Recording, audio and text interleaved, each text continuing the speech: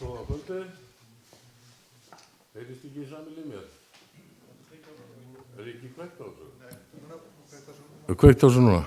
Já, góða kvöldið og velkomin á þennan íbúafund sem haldinn hérna á Laugalandi núna í þetta skiptið. Sjálfur heiti ég Eggert Valur og hef tekið að mér að stýra þessu fundi. Fundurinn nú lagður þannig upp að við erum með þrjú svona aðalmál sem okkur langaði til þess að kynna. Það sem sagt ársreikningur sveitarfélagsins fyrir árið í fyrra. Nú það hugmyndir uppbygginguna á íþróttavallarsvæðinu á Hellu við skólan og svo hérna hugmyndir uppbyggingu hérna á Laugalandi. Og svo þegar að því lokið þá opnum við bara fyrir ef að fólk vill bara hvað eina sem að fólk vill spyrja þannig að við gefum því svona restina á fundinum. Og hugmyndin var svona að reyna að hafa fundin kannski ekki, svona 1,5 tíma, þannig að við værum svona að ljúka þessu svona upp úr 9:30. Þannig að hérna allir haldi nú athygli. Og við munum eftir hvern kynningarlið þá munum við sem sagt gefa þá hérna bara orði laust það sem að kynnt hefur verið, þannig að fólk getur bara spurt eftir hverja kynningu fyrir sig, eða þessar 3 kynningar sem við ætlum að vera með. Og það væri ágætt bara að fólk myndi kynna sig áður en að bera upp spurningu og við reynum að svara eftir því sem við best getum. Og það kannski alltaf að minna á það að fundurinn í beinu streymi, þannig að það vita allir af því, þannig að það kom ekki neinum á óvart. En við ætlum að byrja á því að hann Jón sveitarstjóri ætlar að renna yfir, hann ætlar ekki að fara djúpt úr í hvernig einustu tölu, heldur svona helstu niðurstöður. Og ég ætla bara að gefa Jón orðið, gjörðu svo vel Jón.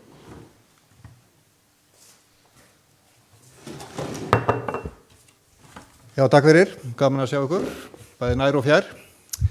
Já, mitt hlutverk var svona aðeins að fara yfir ársreikninginn og svona helstu tölur. Svona til að vekja athygli á því, þá náttúrulega ýmislegt í ársreikningum sem gagnlegt að skoða og rýna og þeir geta öll nálgast ársreikninginn sem sagt bæði á heimasíðu sveitarfélagsins. Undirtakið undir ekki komið þangað, en það bæði undir fundagerðinni, þar sem hann var afgreiddur og svo líka inn í fundarboðinu, þannig að það hlekkur inn ársreikninginn ef menn vil eitthvað kanna þetta aðeins, en ég ætla aðeins að fara yfir, ég ætla ekki að fara yfir allar tölur, en ég ætla svona aðeins að fara aðeins yfir svona ákveðna punkta og svo getum við svara spurningum á eftir. En svona, kannski svona til þess að aðeins að svona sjá hvernig niðurstaðan var á árinu 23 og þannig að sjáum við raun og veru sko bæði hvernig niðurstaðan var á árinu 23, við sjáum hvernig áætlunin var með viðaukum, með fjárhagsáætlun og til samanburðar sjáum við niðurstöðu tölur fyrir árið 22. Þannig að síðan erum við með svokallan A-hluta og svokallan A- og B-hluta og ég svona fjallar aðeins meira A- og B-hlutan og niðurstöðuna þar. En það sem að raun og veru kannski hérna raun og veru erum við að tekju og gjaldamegin og í A-hlutanum sem sagt þá erum við að velta tekjulega séð frá tæpum 3,1 milljarði sem svona heldur meira en áætlun gerir ráð fyrir, þetta eru áætlunar. Og samstæðan að velta á rúmlega 3,3 milljörðum. Ég fer aðeins betur yfir þetta og eftir skilur sko hvað þýðir A-hluti, A- og B-hluti því að það aðeins flækjustig á þessu út af samstarfsverkefnum. En svona almennt séð ef við tölum bara þessum heildarniðurstöðu samsteypunar að þá vorum við að velta á 3,3 milljörðum sem svona aukning á milli ára og rekstrargjöldin voru rúmar 2,7 milljarðar, nokkuð í samræmi við áætlanir báðum megin, fer aðeins hérna yfir betur yfir frávikin síðan sem að snerta hérna lífeyrisskuldbindingar og verðbólguhorfur, en niðurstöður ársins í hérna A og B var í raun og veru þá rekstrarniðurstaða jákvæð 230 milljónir rúmar og það var svo töluvert betra en áætlun okkar gerði ráð fyrir sem bara jákvætt og í A-hlutanum var þetta á 242. Þetta svona helstu niðurstöður í rekstrinum. Síðan eru svona ákveðna lykiltölur sem að kannski, við skulum segja, séu tölurnar alltaf á bakvið tjöldin sem snúa svolítið það hvað geta sveitarfélagsins til að standa í framkvæmdum og ýmsu verkefnum sem við erum að sinna. Og þá svolítið lykil tala hérna sem við erum að horfa til, sem erum að stúsast í þessu, svolítið þetta veltufé og rekstri, sem eru hérna þá 577 milljónir og það ætti öll jöfn að vera það sem væri sveitarfélögum til ráðstöfunar til þess að þá að standa í fjárfestingum og borga af lánum og slíkum. En það aðeins flækjast þessu líka út af þessu samstarfsverkefnum sem ég kem aðeins seinna því að við megum ekki alveg reikna með þetta sem tölur sem við höfum til ráðstöfunar. En þetta leiðir til þess að smáður að við erum í talsverðum miklu fjárfestingum á næsta ári. Þetta eru rúmlega 600 milljónir og við erum að taka ný lán upp á 285. Þetta þetta bæði A og B hluta, tengja samstarfsverkefnum líka en svona sveitafélag sjálft væri 200 milljónum. Við erum að borga 202 milljónir á lánum, þannig að það er svona þokkalegt jafnvægi hérna á milli. Ef ekki væri fyrir þá verðlagsbreytingar sem ég kem aðeins seinna.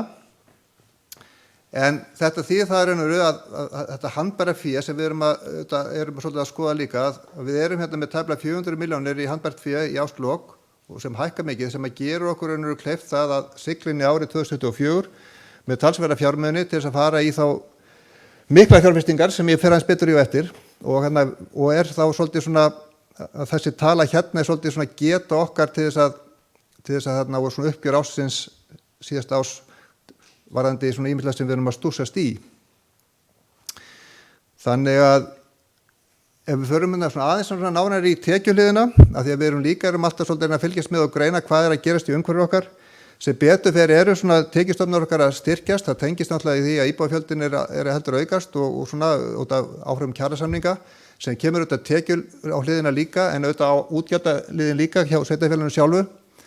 En við erum að styrkjast í útsvarinu, við erum að styrkjast í fasteignagjöldunum, fasteignum að fjölga, við erum líka að styrkjast í framlögum jöfnunarsjóðs og það bæði góðar fréttir og slæmur-fréttir, það þetta gott að fá tekjur en við viljum kannski heldur ekki vera ofháðið þeim og svo aðra tekjur sem aðeins samdráttur í en sem snýst það að það var eignasala árinu 2022 sem kom inn í aðra tekjur sem getur alltaf komið upp öðru hverju.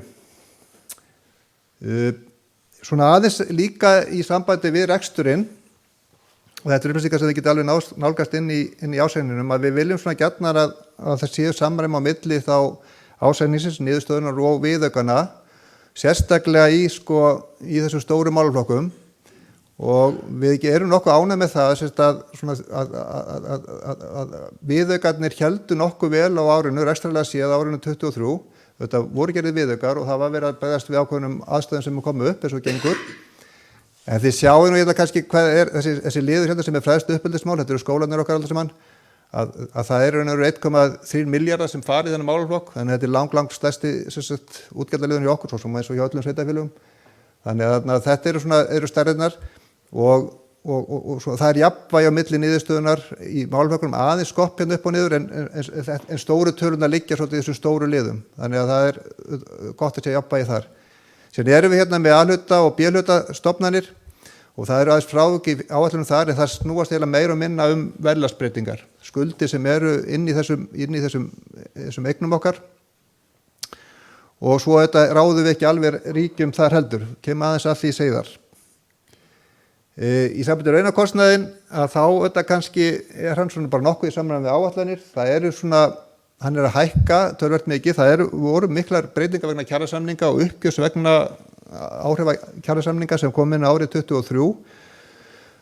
Síðan var hérna svona kannski svona ákveðin skellur hjá okkur eins og öllum öðrum sveitarfélögum. Það var ákveðin lífeyriskuldbinding frá Brú sem kom inn.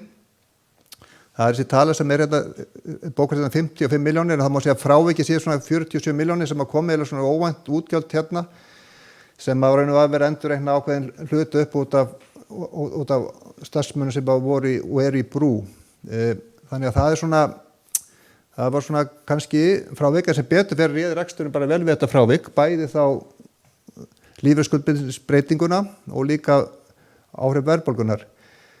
Síðan eru hérna bara svona tölur í sambandi við fjölda starfsmanna og stöðugilda, þetta jafnvægi, maður má ekki taka þessar tölur alveg og bókstaflega, með þetta hefur stöðugildum og starfum fækkað, þetta svolítið fyrir eftir punktstöðinni hvernig þetta tekið, en það er svona allavega svona þokkalegt jafnvægi í starfsmannafjölda hjá okkur á síðasta ári, en auðvitað okkur að fjölga og það börnum að fjölga og ýmislegt og það kallar auðvitað á því að við þurfum að sinna auðvitað þeirri þjónustu sem við þurfum að sinna.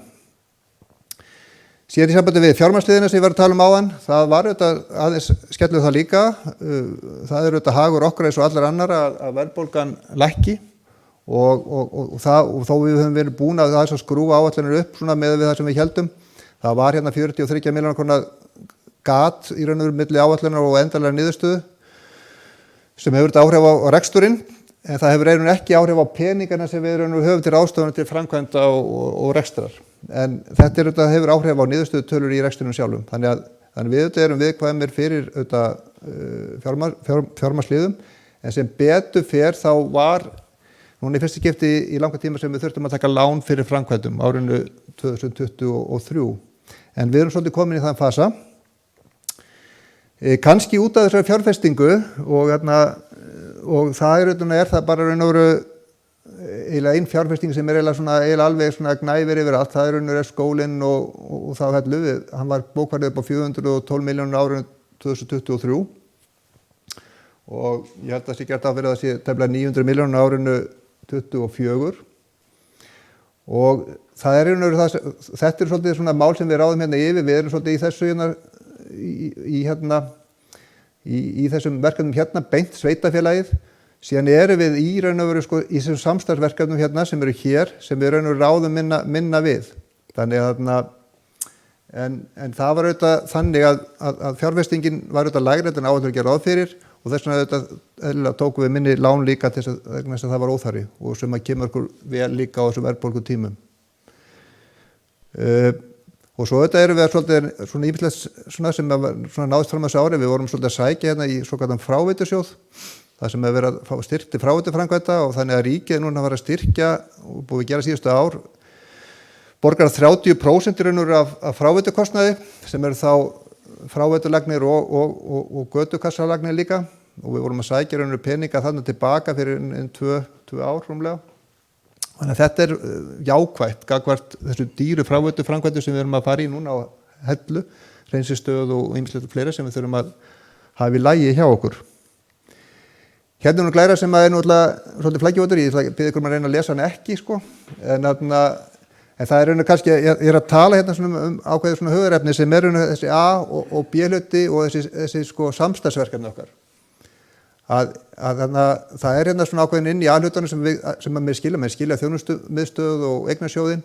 Svo í B-hlutunum erum við hérna með Suðurlandsveginn og við erum með leiguíbúðirnar og félagsleiguíbúðirnar og fráveiturnar og Rangárljósin sem að gengur vel. En það sem ég ætla að benda mönnum á og þetta er nú kannski ein ástæðan því að maður getur stundum talað fyrir sameiningum til þess að einfalda kerfin. Að þetta eru það talað samstarfsverkefni og hérna eru liðir sem maður hafa áhrif á allan okkar rekstur. Bergrisinn málefni fatlaðs fólks á öllu Suðurlandinu, brunavarnirnar eru náttúrulega allir Rangárvallasýslunni, Oddinn náttúrulega eru við og Ásarhreppur. Þetta eru Rangárvallasýsla Vestur Skaft, þetta eru allt Suðurlandið, svo héraðsnefndin Tónlistarskólinn þetta Rangárvallasýslan, Skógar og svo framvegis. Þannig að þegar maður að skoða þessar niðurstöðutölu á sveitarfélaginu, bæði handbært fé og ákveðnar rekstrarlega niðurstöður, því að sumir þessi byggðasamlega til dæmis brunavarnirnar og sorpstöðin hérna inni, menn eiga aðeins inn peninga, þannig að það eru peningar sem að sveitarfélagið getur ekki að ráðstafa í sín mál. Þannig að maður þarf að lesa, þetta voru breytingar sem kom inn í bókald sveitarfélagina fyrir cirka 3-4 árum og maður þarf eiginlega að lesa alla niðurstöður ásetningar sveitarfélagina með þessum gleraugum eftir það. Þannig að þetta eru peningar sem við getum ekki sagt að við getum ráðstafa bara í okkar verkefni eins og skólabyggingu eða eitthvað slíkt, heldur eru bara bundnir inn í byggðasamlagsverkefnunum. Og eins og segi, ef sveitarfélagin sameinast, þá getum við fækkað þessum byggðasamlögum. Sjáum við hvernig það gengur. Hérna svona lykiltölur. Ég ætla ég fer kannski meira bara í A og B hlutan, en það hérna ákveðið fyrir tölvunörda, eða tölulega nörda, þá skiptir miklu máli að skoða hvernig þessar tölur hérna eru. Rekstrarniðurstaðan, veltuvíð fyrir rekstri, skuldahlutfallið og svo framvegis. Við ætlum bara að skoppa hérna beint yfir í A og B hlutana því það það sem menn eru flestir að sjá og spá í. Og hérna samanburður raun og veru 5 ár eftir tíman. Þannig að ef að þessar stærðir hérna eru þokkalega heilbrigðar og að þá eykst geta sveitarfélagsins til að standa í framkvæmdum og rekstri sem alveg nauðsynlegt fyrir okkur og svona og þetta hefur alveg gengið alveg þokkalega, meina rekstur niðurstaðan, veltum fyrir rekstri, þessi tala hérna skiptir geysilega miklu máli upp á eins og við varum að tala áðan. Maður er svolítið þreytandi að tala með þessa tölu hér sem eitthvað lykitölu og mínum að skiptir hún miklu meira máli heldur rekstur niðurstaða sveitarfélagsins sjálfs. Þetta getan liggur hér en ekki endilega hérna í rekstur niðurstöðinni. Svo þetta skuldahlutfallið og það hérna þá komið upp í 82% í okkur núna á þessu ári og það svona nokkuð inn í samræmi með áætlanir og það svo hérna síðustu árin hafið séð hvernig þetta við þróað. Skuldahlutfallið hefur verið aðeins að skoppa upp og niður og lækkaði töluvert á síðasta ári og svo þetta aðeins að sigja upp aftur. Og ég rek nú aðeins framtíðina núna hérna svona í lokin en þetta svona, ég myndi segja bara svona nokkuð heilbrigða kennitölur í rekstri sveitarfélags. Þannig allavega ekkert svona að kvikna nein svona viðvörunarljós en auðvitað viljum við helst að reksturinn sé mjög sterkur þegar við erum í miklum framkvæmdum. Aðeins sambandi við svona í lokin í sambandi við framtíðina, því að við erum að gera svona áætlanir, ekki bara til eins árs, þó auðvitað kannski það ár verður nú alltaf kannski svona mikilvægast svona og mest skoðað en auðvitað þurfum við að skilin fjárhagsáætlunum fyrir næstu 4 ár og hérna sjáum við svolítið hvað er í gangi hjá okkur árið 24, svo 25 og 26 og 27 og þið sjáum til dæmis hérna, ef við skoðum bara þessa tölu hérna í sambandi við fjárfestingahreyfingarnar, þetta eru fjárfestingarnar sem eru áætlaðar á árinu 24, 25, 26 og 27 með við plönin, en aftur reyndar þannig þessu eru líka B-hluta fyrirtækin sem við varum að tala áðan, þannig við getum ekki sett þessi algjörlega samhengi milli þess sem við erum nákvæmlega að gera. En þetta eru rúmir 1,2 milljarðar sem eru hérna bara í gangi á þessu ári hérna í ár. Ég er ekki að segja að komist allt í framkvæmd, en þetta er metnaðarfullt og við erum að tala að það sé tæpur milljarður árinu eða kannski sveitarfélagsins hluti til 900 milljónir árið 25 og 800 milljónir rúmlega árið 26 og svo kolli. Og hérna það gert ráð fyrir að rekstrarniðurstaðan þessu ári sé hér og þetta þetta svokallega veltum fyrir sem ég var að tala áðan. Þetta þá geta til að borga af afborgunum og slíku. Það sem jákvætt líka í uppsetningu sveitarfélagsins, þetta svona tæknilegt mál, en það svona að létta á afborgun lánastabans hjá sveitarfélaginu. Það að segja að þó við sem auka skuldsetninguna, eins og við erum að gera og gerum áfyrir að við gerum, þá afborgunar þáttur lánuna ekkert endilega hækka mikið, eins og okkar plön gerir hérna ráð fyrir. Mögulega bara þurfum við að taka minn lán, heldur við gerum líka ráð fyrir, það auðvitað stefnan alltaf. Þannig að geta sveitarfélagsins til þess að standa í þessum massífu fjárfestingum sem eru hérna fyrirhugaðar alveg þokkaleg nema eitthvað óvænt komið upp á. Maður getur svo sem veit aldrei hvað gerist. En þetta svona svona, við svo segja, jákvætt teikn og að því að það svona, þetta svona, það er alltaf að teikna heildarmyndar, hvernig náum við að fleyta þessum áfram og svo framvegis. Síðan hérna við þetta erum undir ákveðnum fjármálareglum sveitarfélagana sem betur fer voru sveitarfélagin sett í ákveðir lagaumhverfi og fastar fjármálareglur eftir hrun. Þannig að við þurfum að skila jákvæðri niðurstöðu á 3 ára plani. Það er að segja að þú verður að mátt skila afgangi en þú þarft að vera allavega í nullunum með við 3 ára plön. Þannig að við erum bara í góðum málum þar með allar áætlanir, við erum langt yfir öllum mörkum þar. Síðan eru hérna svona kallað þetta skuldahlutfall sem við vorum að tala áðan og hérna sjáum við það hvernig það ef við tölum bara A og B-hlutann sem við vorum að tala áðan að við erum hérna í 82% núna í árinu 2023, við reiknum að fara yfir 100% en árinu 24, nú mögulega verður það lægra ef við einhverjum erum sniðu og þurfum minna á fjármagni að halda og svo gerir ráð fyrir að við séum að bæta við og farum upp í 110% skuldahlutfall 26 og svo byrja það að lækka árið 27 því að ef þessi plön ganga eftir sem ég var að tala áðan hérna að þá ættum við að vera orðið með fjármagn út úr rekstrinu til þess að standa í þessu fjárfestingum á þess að taka lán. En svo þetta getur margt gerst á 4 árum, það þetta annað. Önnur kennitala sem maður kannski nota minna, svo kallar skulda viðmið, það svona kannski maður flaggað því svona mismunandi eftir hvernig staðan en það svona annar útreikningur á skuldu sveitarfélagsins. Hérna þetta svona tekið niður út af ákveðnum öðrum eignum eða það er þessi tala sem maður er alltaf svolítið að horfa á, þessu kallar skuldahlutfall. Þannig að þetta er nú helsta í ársreikningi sveitarfélagsins og eins og ég bara hvet ykkur til að skoða ársreikningin á heimasíðu sveitarfélagsins og stúdera þetta því að það eru mjög margar upplýsingar inn í ársreikningunum og skýringunum með honum og svo framvegis. Þannig að þetta er auðvitað fyrir okkur sem stöndum í þessu rekstri svona bara biblíu okkar. Það eru fjárhagsáætlanir og ársreikningar og þessi samskipti við stofnanir okkar og reyna að láta þetta allt saman tikka og ganga upp sko. Þannig að þetta sveitarfélag stendur náttúrulega mjög fjölbreyttum rekstri sko. Það er margt undir hjá okkur og byggðasamlög líka og svo erum við að sjá ákveðin byggðasamlög líka alveg frá til lög. Þannig að þetta var nú það helsta og svo bara svara ég bara gjarnan spurningum ef þær kom upp.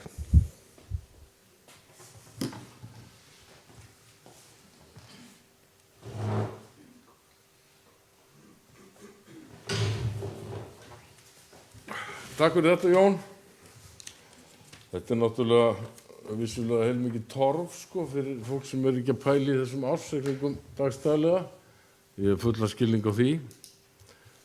Það er kannski aðeins að bæta við þetta ef að fólk veit ekki að þetta skuldahlutfall sem að Jóni var tíðrætt að það er svona rauða flaggið það fer á loft við 150%. Þá kemur eftirlitsnefndin og bankar í bakið á okkur eða fyrir að nálgast það. Og kannski annað líka sem að Jón var að ræða, það var þessi viðaukar við fjárhagsáætlun. Það er raun og veru þá sækja menn auka framlag sem ekki hefur rúmast innan fjárhagsáætlunar ársins sem var samþykkt á undan, haustið á undan, árið á undan. Svona til smá skýringa en ef ykkur vilja eitthvað spyrja þetta þá er það bara opið fyrir það.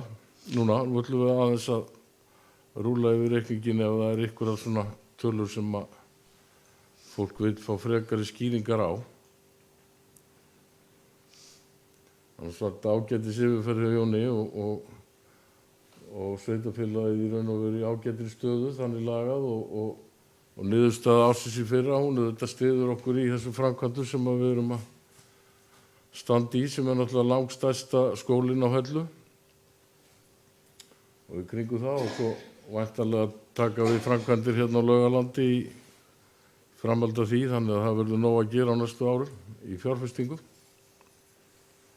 og náttúrulega ótal fleiri verkefni.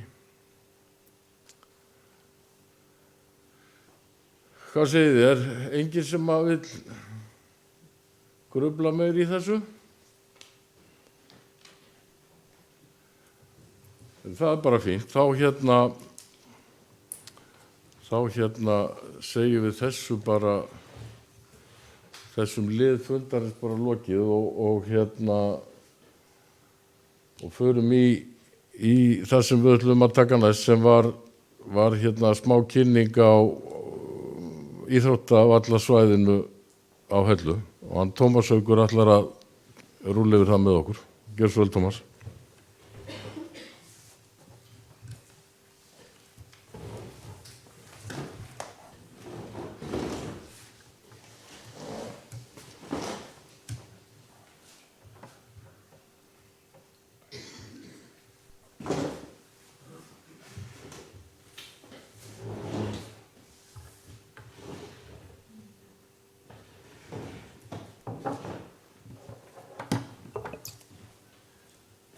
Þá byrja tæknivandamálið.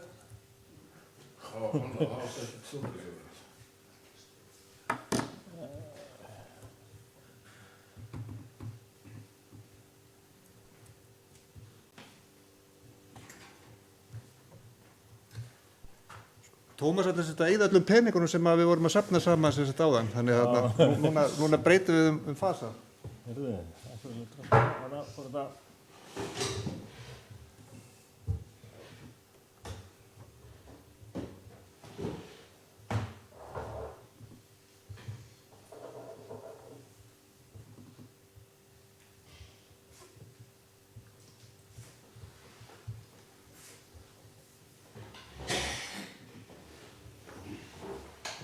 Já, komið sæl. komið sæl, Tómas heiti ég, forstöðumaður eigna og framkvæmdasviðs. Við höfum verið að vinna í þessum málum eins og íþróttasvæðinu og skólasvæðinu og þetta er svona svolítið samhangandi verkefni og hugmyndin er að við þurfum að fara ákveða að færa íþróttavöllin hérna út í mýrina og völlurinn verður í fullri stærð 110 sinni 77 metrar. Það er æfingasvæði fyrir frjálsar íþróttir og svona hreyfisvæði fyrir alla í raun og veru það sem að við getum sagt svona fyrir almenna hreyfingu. Eins og ég sagði áðan, íþróttavöllurinn 77, knattspyrnuvöllurinn, gert ráð fyrir ljósamöstrum. Við erum með æfingasvæði fyrir svona kastsvæði, fyrir frjálsar íþróttir. Við stefnum á að vera með svona æfingasvæði fyrir yngri hópa með stökksvæði, kastsvæði. Við erum með tartan 110-20 metrar hlaupabraut og svo erum við ætlum að koma fyrir á þessu svæði, það er kennslusvæði til staðar í dag. Við ætlum að halda í það og vinna með það sem hluta af þessu svæði. Við viljum tengja þetta aðeins skólasvæðinu þannig að þeir sem koma inn á svæðið geta allir fundið sitt. Það verður körfuboltavöllur sem til í skólalóðinni og þá svona hreysti og útileiktæki, hjólabrettarampur, hoppubelgur eða hvað sem er. Þannig að þeir sem koma niðrið, það ekki allir sem að stunda fótboltann. Menn geta þá fundið eitthvað á þessu svæði, þetta verður svona almennings útivistarsvæði á þessum stað. Og það hefur verið þessi framkvæmd sem hefur verið til dæmis í skólaverkefnunum, uppgröftur úr báðum grunnum skólans hafa verið sett og það nýtist mjög vel sem undirlag í völlin. Það er búið að hanna burðarlagið á völlinum. Við þurfum að keyra inn einhverja 11.000 rúmmetra af fylliefni undir og svo fergja það með öðru eins efni, en það efni kemur allt til með að nýtast innan svæðisins. En þetta hefur svona tekist bara mjög vel. Það eru svona, við getum sagt að grunnurinn er kominn, við erum búin að þessi grundunarvinna er búin, magtölur eru aðeins að koma í ljós þannig að við getum svona klárað þessa kostnaðarútreikninga endanlega svona nákvæmara og erum að svona, það verður farið í svona nánari deiluhönnun núna á vordögum. Ákvörðun með hitalagnir, hvernig við vinnum þetta svo áfram, en hæðarlegan, svona formið á svæðinu er komið í það horf sem að við teljum vera gott. Við getum sagt kannski, vilja menn taka kannski einhverja spurningar íþróttavöllin fyrst. Ef ég fer svo aðeins yfir í stöðuna á skólasvæðinu sem slíku.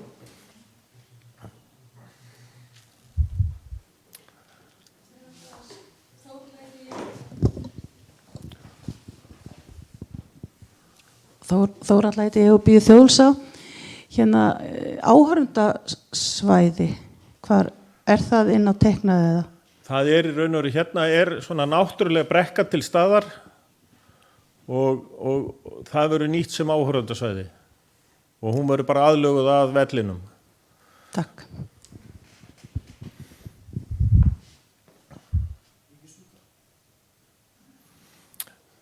stúkan, hún gæti komið svona með tíð og tíma. Það pláss, við höfum pláss fyrir hana hérna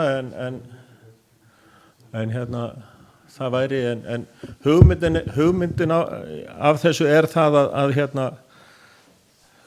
góður knattspyrnuvöllur og við getum sagt bara þokkalegt æfingasvæði fyrir yngri iðkendur. Þannig að við getum byggt upp okkar þetta starf en kastlengdin í spjótu og svoleiðis má ekki fara yfir 50 metra. 40. En það svona hugmyndin að allavega við getum þá verið með æfingasvæði sem gott og verið með þá það ekki rétt ástór að vera með svona minni íþróttamót. Heyrðu, þá ætla ég aðeins að ræða hérna skólasvæðið okkar, skólabyggingarnar. Við byrjuðum 2022 á þessari byggingu hér sem 530 fermetrar og byggt úr forstiftum meiningum. Búið var tekið í notkun síðastliðið haust og hefur bara tekist mjög vel til, bæði þó að við segjum sjálfur frá bara fjárhagslega og sérstaklega varðandi skólastarf. Og maður heyrir ekki annað en það mikil gleði með það sem komið. Í gangi núna þessi 2700 fermetrar á 2 hæðum. Í grunninn þetta verða verknámsstofur hér, framleiðslu eldhús, matsalur og hátíðasalur, bókasafn, tónlistarskóli og efri hæðin starfsmanna aðstaða fyrir og starfstöðar kennara, leikskóla og grunnskóla. Þetta verkefni upp á svona 1,7 milljarða, 1,6 til 1,7 milljarða þegar verkefni búið með skólalóð öllu. Það búið að reisa alla veggi á neðri hæðar. Botplatan verður steypt í fyrramálið, 200 og eitthvað rúmmetra steypa og í framhaldi vonandi í næstu viku þá verður farið að leggja yfir hólplötur yfir fyrstu hæð. Þannig að það búið að framleiða allt í húsið, allar einingar og það ætti að ganga þokkalega að keyra þennan áfanga áfram.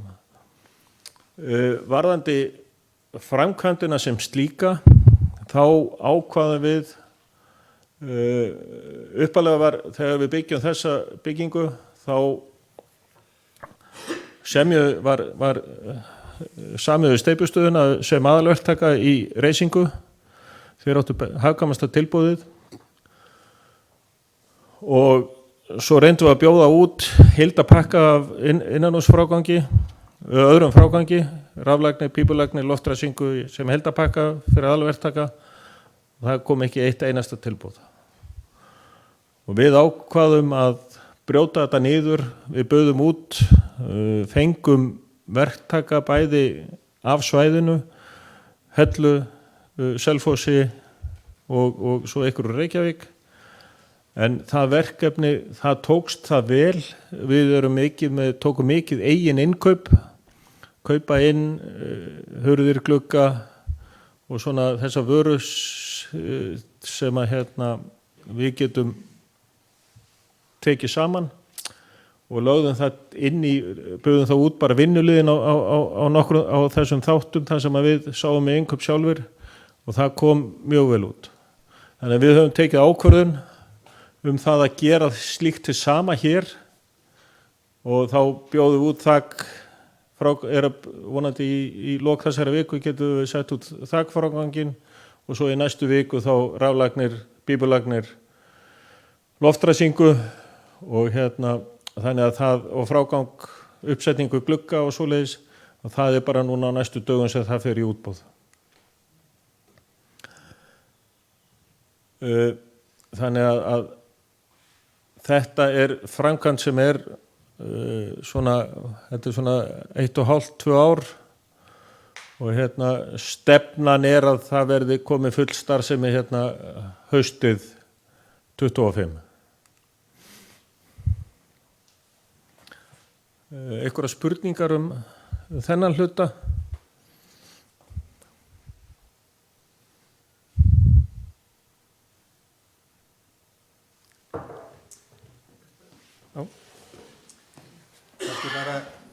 Kannski bara eitt tilefni upplýsingar líka í sambandi við hvernig við hugsaum þetta, því að síðan náttúrulega þriðji áfanginn sem leikskóla hlutinn sem þá fer út frá þessu gangi út á íþróttavöllin, að það þetta hugmyndafræðin líka til þess að leysa kannski vandamál leikskólans, af því hann bara orðin þéttsetinn á Hellu og reyndar líka á Laugalandi, að meðan vera að byggja leikskólabygginguna þá hugmyndin að reyna að nota verknámsstofunar sem eru þarna í raun og veru í hlutaskólans til þess að geta losa mögulega 2 húsnæði af 3 á Hellu fyrir leikskólan og bæði til þess að bæta aðstöðuna þar sem kannski ekki alveg hinn besta og líka þá að kaupa okkur þá 2–3 ár sem tæki þá að koma fullbúin leikskóla í gagnið að þarna nýta þá þessa innviði sem þarna eru inn í húsinu, bæði það aðstöðu fyrir starfsfólk og mötuneyti og ýmislegt annað.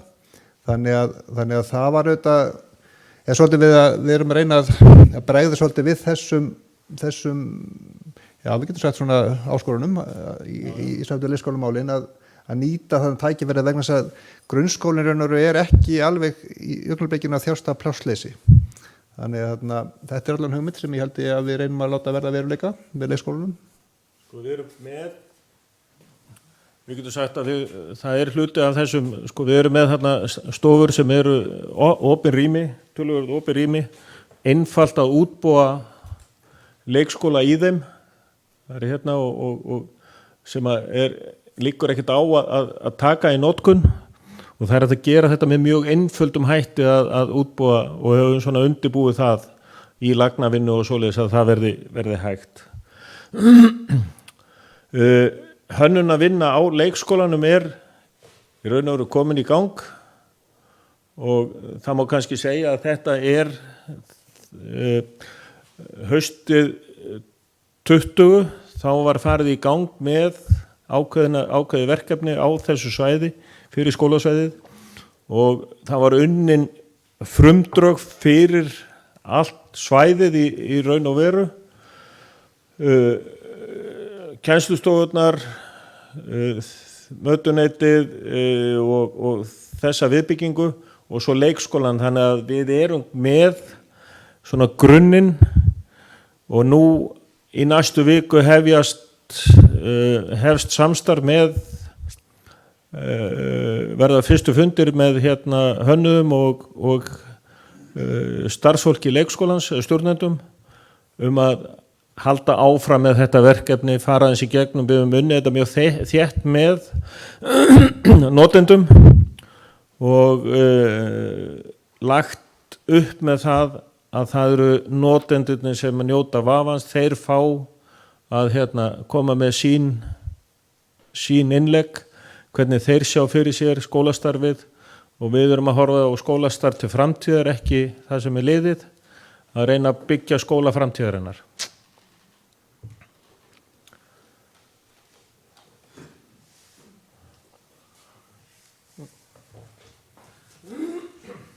Já, ég ætlaði kannski, getur flett tilbaka á íþróttavöllina.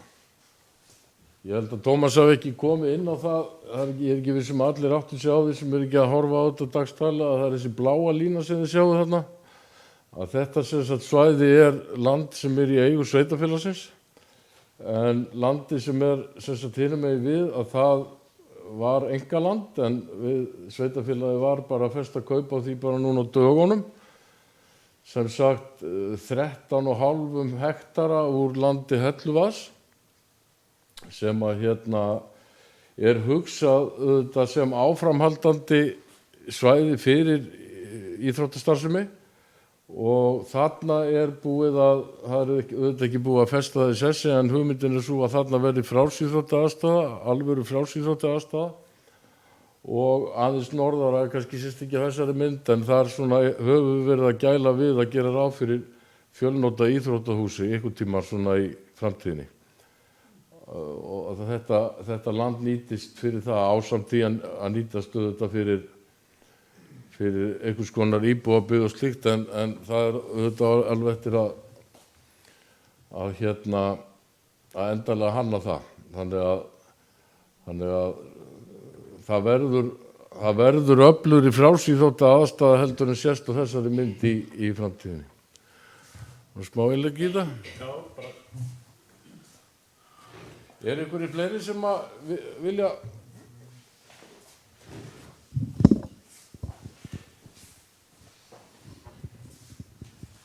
Já, góða kvöldið, Engilbert heiti ég í Nefsholti.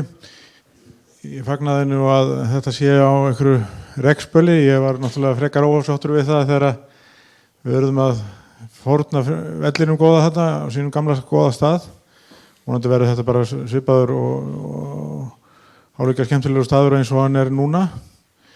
En svona bara út frá skipulagslegum pælingum og maður náttúrulega vinnandi í íþróttahreyfingunni, þá mjög mikilvægt til lengri tíma að sveitarfélög taki frá svæðið til íþróttastarfsemi. Nú spyr ykkur á fundinu hvað að mönnum allt þessi að byggja frástöðvöll og fótboltahöll og ég veit ekki hvað og hvað. Við erum að hugsa þetta hlýtur að vera til næstu 50-100 ára, þannig að þarna verði þá ekki byggt svona eins og maður sér við miður og víða í sveitarfélögum hafi verið að þrengja íþróttastarfseminni. Sjáðu nú bara Valssvæðið og KR-ingar alltaf fara að reyna að tróða einhverjum lóðum ef blokkum onni sitt þrönga svæði, og það gæti alveg einhverjum dottið það í huga að það væri hægt að koma einhverjum íbúðum fyrir. En Rangárvellirnir eru nokkuð stórir, þannig að ég held að við séum að halda okkur við það að hafa svolítið rými, og ég vona það að við hefum ekkert okkar eftir að upplifa það að þessum hugmyndum með þær verða að veruleika þeim verði fórnað eins og menn að gera núna, sem að kannski, ég skal ekki segja óumfrýjanlegt, en það allavega var niðurstaðan. Ég ætla ekki að það búið að gert, þannig að við erum ekki ræðið það. Núna ég bara að tala um framtíðina. Þannig ég hvet okkur til þess að hugsa þetta svona í áratugum en ekki 30 ára áætlun.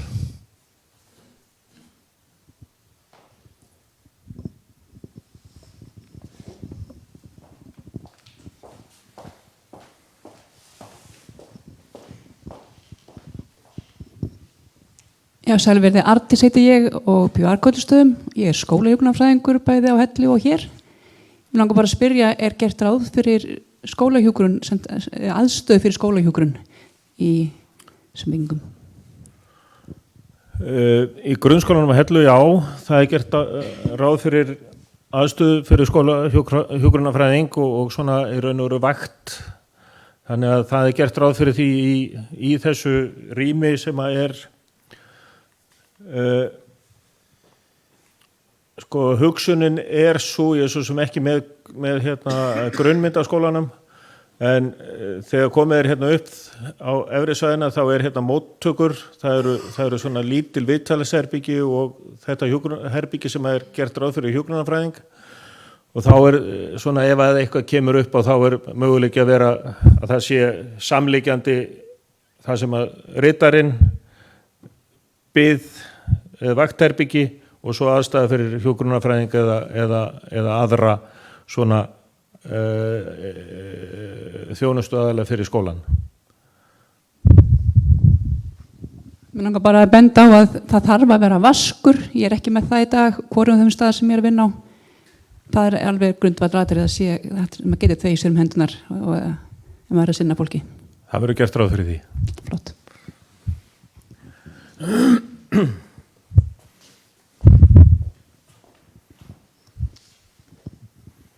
Árni heiti ég, Hannesson, og mér sýnist eftir þessi myndir sem við fáum hana að sjálfsagt þröngt þessu svæði.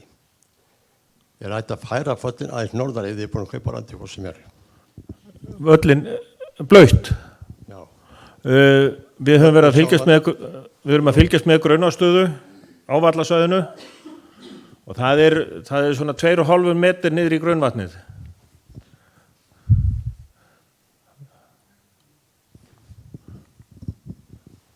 Ég meina hvort þetta færa völlin sjálfan aðeins lengra norður.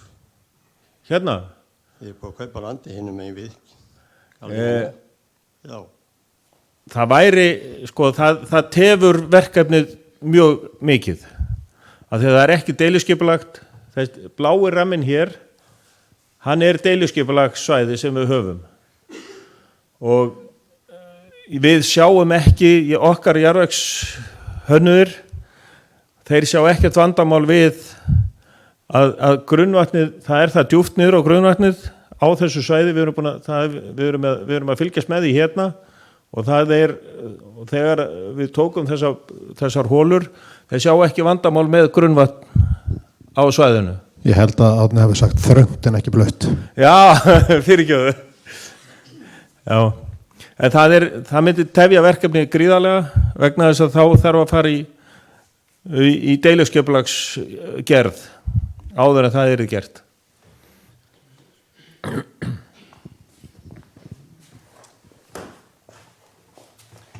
Svona aðeins kannski til að bregðast við líka það sem að Gilli var að spyrja í sambandi við skipulagið.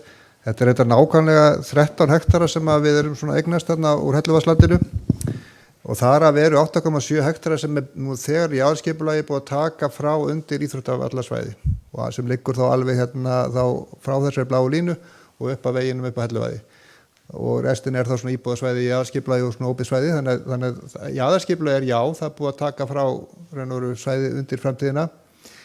Sko við erum svona þetta kaupferli sem við erum stödd í, þetta er svo kallað eignarnáms samkomulag sem er búið að skrifa undir því það að við erum ekki fornlega búin að eignast landið, það er samkomulag að við eignast það með ákveðnum hætti á ákveðnum tímapunkti en það er ennþá aðeins verið það er á mat sem eignarnámsbóta sem ákveður endalegt kaupverð.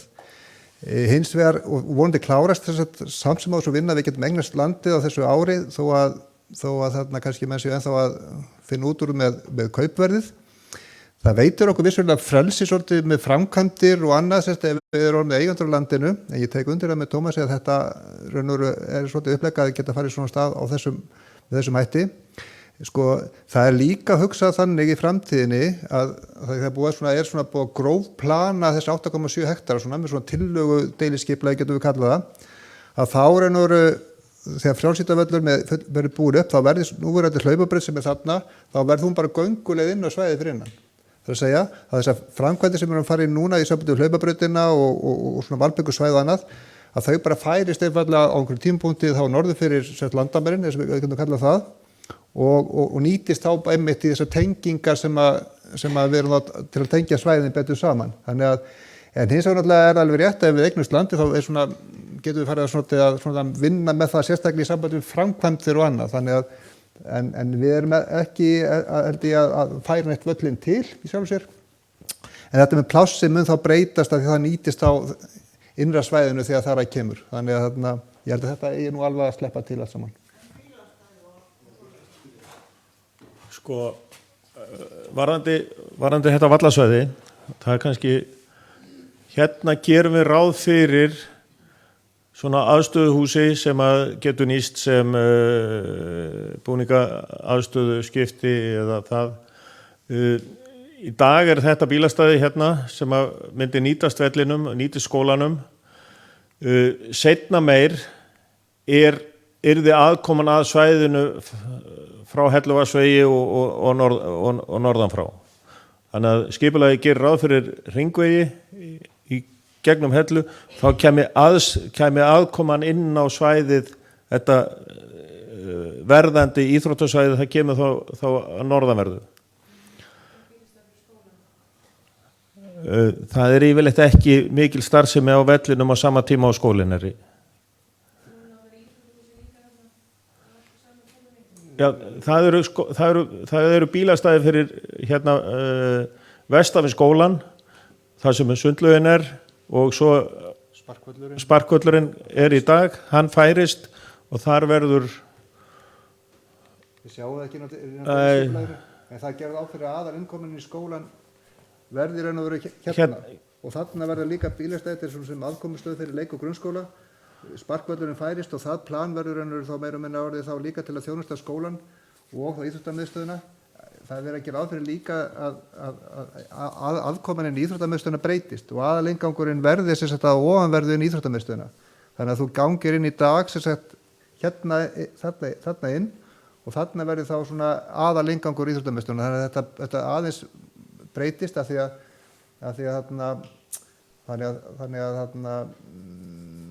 þá náum við svolítið að snúa þessu flæði líka og þá svona bæði þá aðkoman öðruvísettur í dag og ég held að heildarfjöldi þá stæðvanna í alveg þjónusta þetta svæði alveg þokkalega.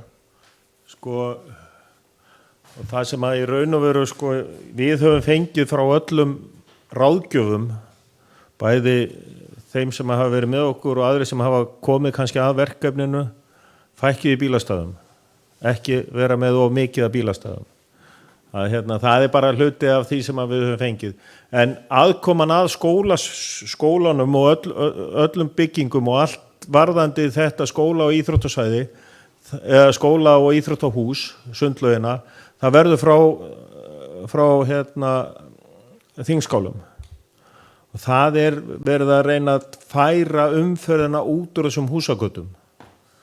Þannig að það er svona markmiðið.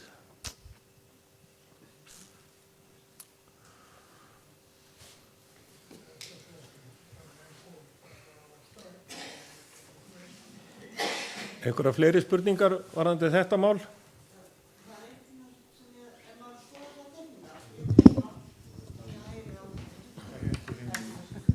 Ég kann ekki að tala á það. Sko, þegar ég skoða þessar tekníkar, þá er svo mikið af svona svæðum, svona skotum og svona svertum svæðum. Í kringum skólan.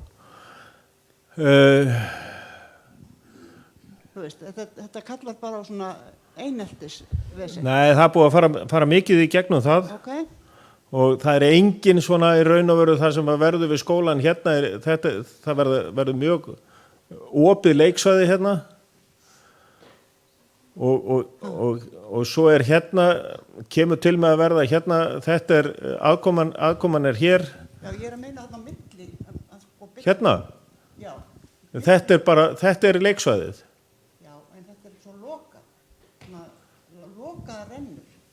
Nei, þetta er gríðarlega opið svæði. Ég held að þurfa að upplifa að koma og skoða þetta svæði. Ég búin að gera það, ég búin að labba það sko. Já, þetta það hefur engin, menn hafa ekki verið að horfa í það.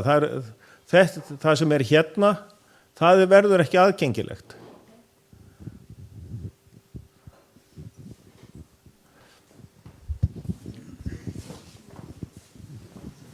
Sett á íþróttavöllum. Það er eitt í þessu líka sem ég held að Tómas hafi ekki komið inn að það taki eftir breytingun á göngustígnum. Hann færist, sjáu þið hvernig hann færist, göngustígurinn sem kemur ofan úr Heiðvangi, hann færist þarna á milli eins og þið sjáu þarna.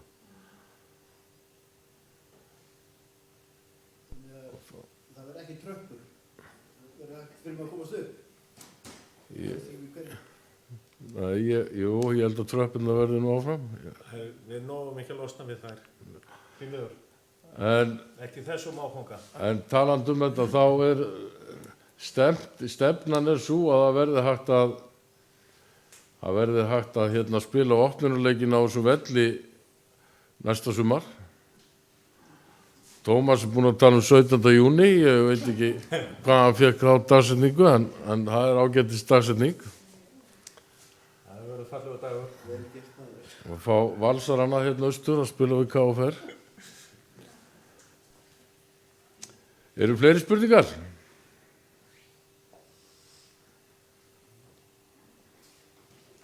Það er kannski allt í lagi komið fram að við ætlum að reyna að birta spurningarnar inn á heimasíðunni hjá sveitarfélaginu og svörin. Þannig að eftir því sem hún Ösp okkar, hún að taka niður spurningarnar og svo er þetta tekið upp. Þannig að við ætlum að reyna að skila þeim inn eftir bestu getu.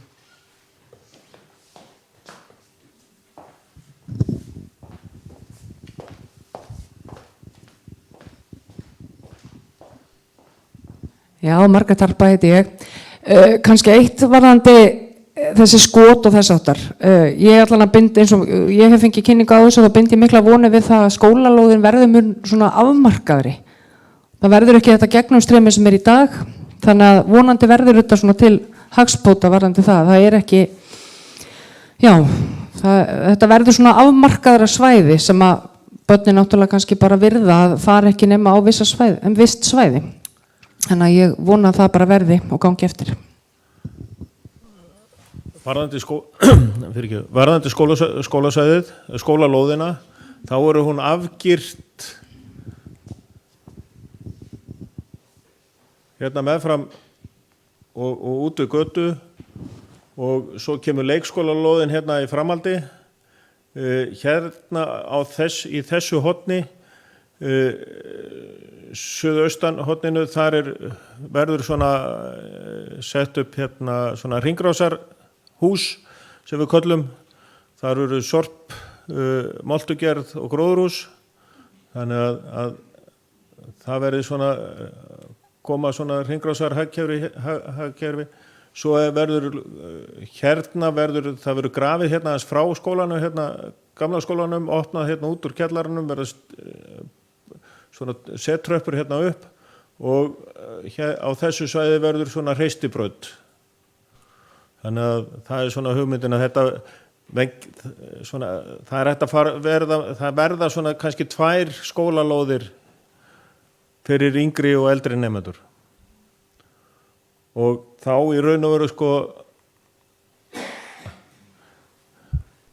þá nýtist þetta svæði hérna, þessi skólalóð hérna og þá nýtist þetta svæði með þessum eldri hóp að því elsta stigið hér og þá svona, getur verið þetta opnara svæði fyrir eldri hópinn.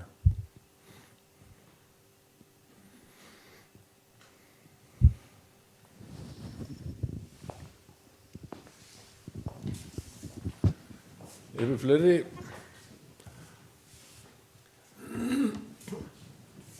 Það kannski alltilega komi líka fram að við vorum svo lánsum með þennan fyrsta áfanga á skólabyggingunni að kostnaðurinn hann var nánast bara í samræmi við áætlanir og það er auðvitað mjög jákvætt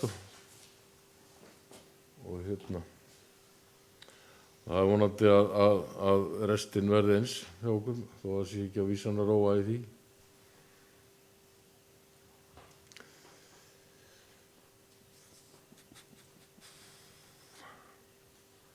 Mér sýnist mælendaskrám að vera tæmd varðandi þetta.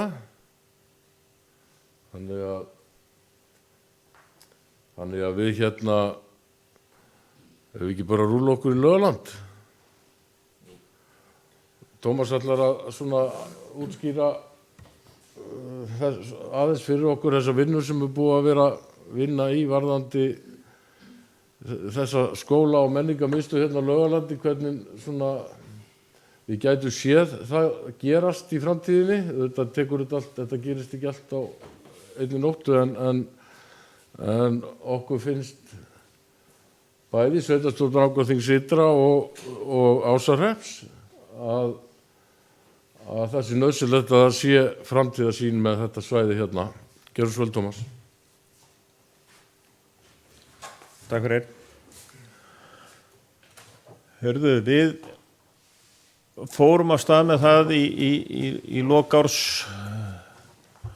í byrjun árs 23 að vinna svona húsrýmisáætlun fyrir skóla og leikskóla.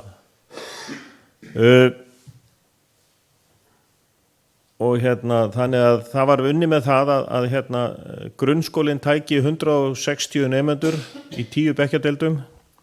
Leikskólinn yrði alltaf 64 nemendur í 4 leikskóladeildum og grunnurinn var sá að nýta það húsnæði sem við eigum í dag.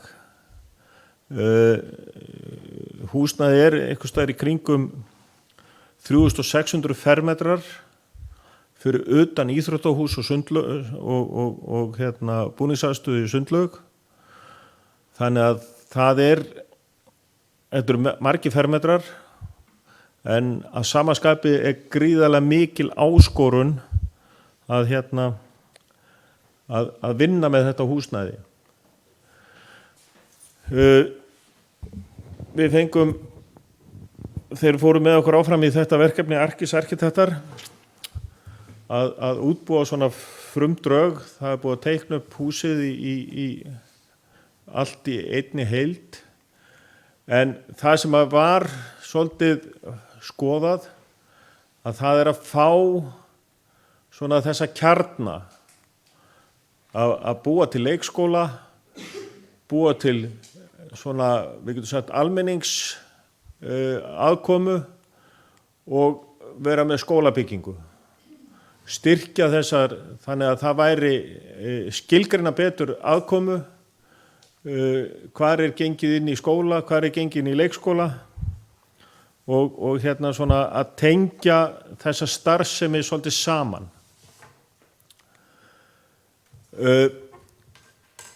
Leikskólinn, og þegar menn fóru svona að skoða húsið eins og það í dag, að það svið í íþróttahúsinu, hátt til lofts, lítið notað, og hvort að það gæti gengið að nýta það með leikskólanum. Varðandi tek svona þennan grunn fyrst, leikskólinn, það sem að kom út úr þessu var það að fá leikskólan í vesturendan, á efri hæðinni, þá það sem að leikskólinn í dag, Ásarhreppur, setja milligólf yfir sviðið, byggja aðeins við, byggja við getum sagt viðbótar áhaldageymslu fyrir íþróttahúsið, úti svona leikfangageymslu og inngang fyrir þá leikskólan. Sviðið yrði fellt út, það færi bara undir þessa leikskólastarfsemi og sviði fært á þeim, verið með svið hér í staðin fyrir þessi áhorfendasvæði.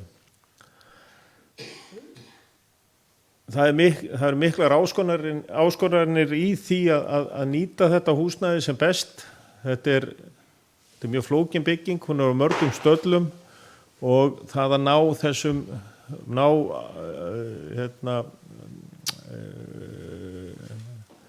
ná aðgengi fyrir alla, en við teljum okkur ná því. Bílastæði fyrir leikskólan yrði þá ofan við,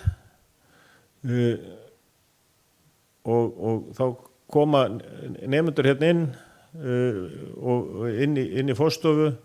Við þurfum að byggja smá lyftuhús og þetta er einhverju 200 og 30-40 fermetrar sem að þarf að byggja fyrir leikskólan. Við fengjum starfsmannaaðstöðu og svona, við getum sagt, hvíldarherbyggið og aðstöðu fyrir starfsfólk, 4 deildir. Það byggir á því að Ásarhreppur verður fundin annar samastaður, og það er í svona það hefur komið fram að hugmyndin er að Ásarhreppur færi þá í neðri hæðina á skólastjóruhúsinu, en þannig að við fáum þessar svona góðan 4 deilda leikskóla með aðstöðu. Leikskólinn fengi líka aðstöðu upp á sviðinu, þessum hluta hér,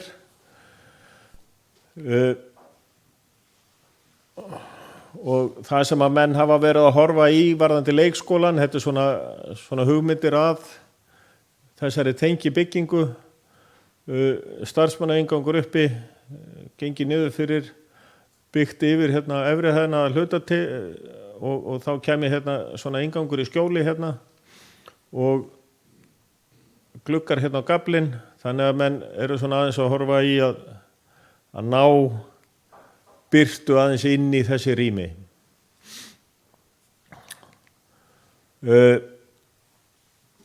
Varðandi skólahúsnæðið,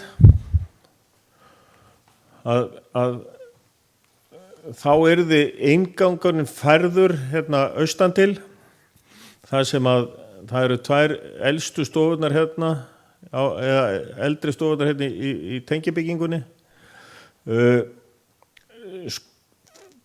Nú var gamla skólastjórahús, íbúðarhúsið og það yrði sem aðstaða fyrir hérna, við þurfum að vinna þetta svona, þurfum að vinna þetta svolítið í áföngum. Hugmyndin á einhverjum tímapunkti hugmyndin að byggja við hérna 4 verknámsstofur og kennslustofur og svo hérna stækkunarmöguleiki upp á 230 fermetrar. Ég ætla að renna aðeins svona fljótt yfir þetta.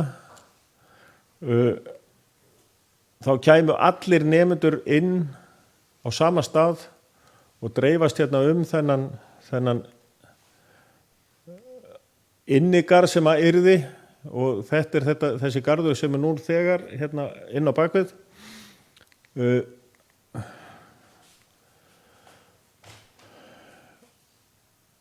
Í byrjun yrði bókasafni tekið undir 2 kennslustofur, inngangurinn hérna norðan til, hann yrði að svona sérkennslurými eða kennslurými á þessum upphafsáfanga. Seinna meir þá færist öll stjórnunar aðstaða skólastjórnendur hér í hérna bókasafn og eldhús. Eldhúsið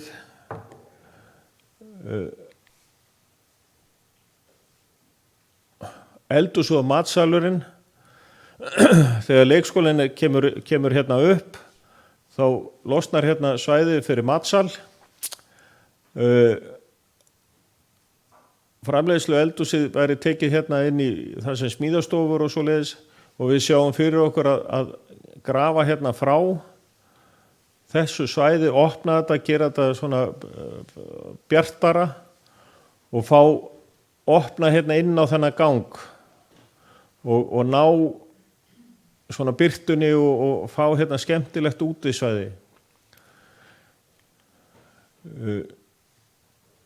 Skólalóðin yrði þá hérna sunnan til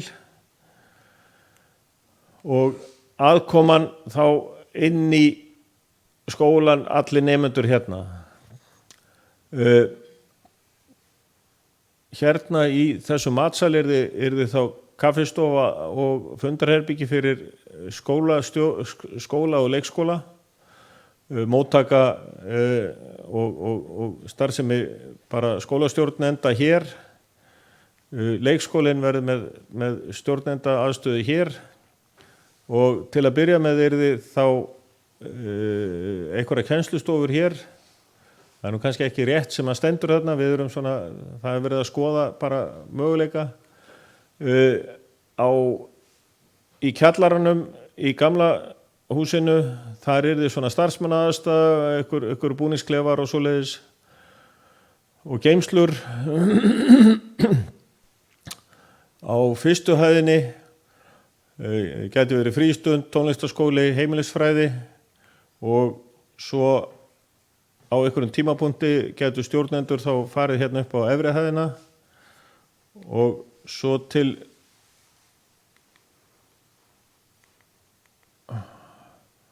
og svo færist þetta er flókin aðgerð í raun og veru sko að raða þessu saman þannig að þetta gangi upp. Það sem að menn sjá fyrir sér, það inngangur hérna að sunnanverðu,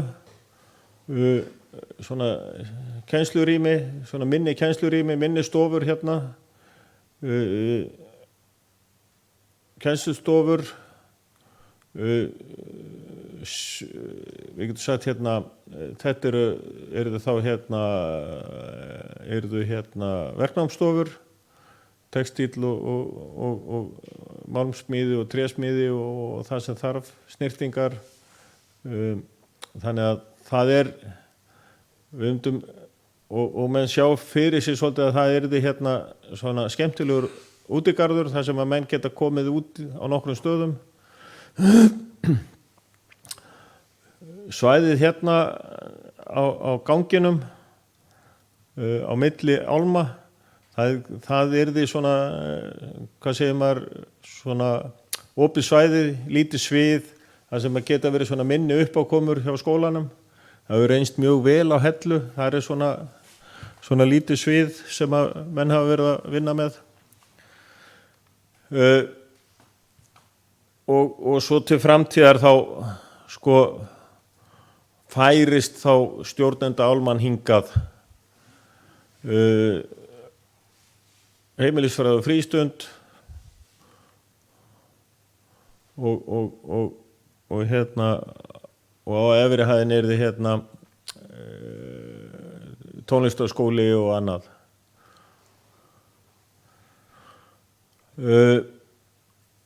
Þetta þarf að vinna í svona svolítið flóknum áföngum, mörgum áföngum. Fyrsta lagi þá þarf að innrétta neðri hæðina í hérna skólastjórahúsinu upp á nýtt, opna frá því, gera hérna gott aðgengi hérna frá hérna úr garðinum og þarna líka möguleiki og hugsa okkur að gæti orðið svona skrifstofu hótel bæði og þá sérstaklega á efri hæðinni. Fyrsti áfangin í þessum framkvæmdum er leikskóladeild hérna við það sem Ásarhreppur í dag, skipta bókasafninu í 2 stofur og nýta fellúteinan út þennan inngang og gera hann að svona sérkennslurými eða litlu kennslurými.